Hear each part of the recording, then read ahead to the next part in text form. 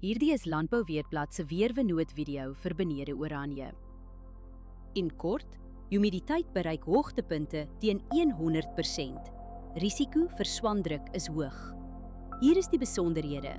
Sedert Januarie het ons 350 mm reën gehad, 218% meer as die 5-jaar gemiddelde. Groeigraad dae sedert Januarie staan op 1711. Dit is 167 grade laer as die 5-jaar gemiddelde. Die laagste temperatuur wat voorspel word is 4,2 grade. Die hoogste is 26,4 grade.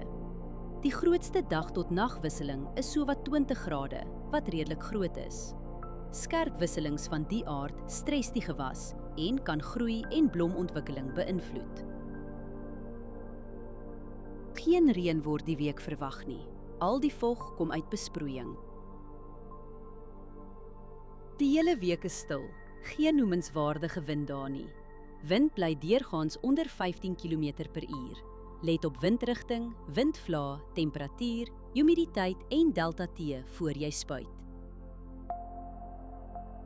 Verdamping is die hele week onder 3 mm.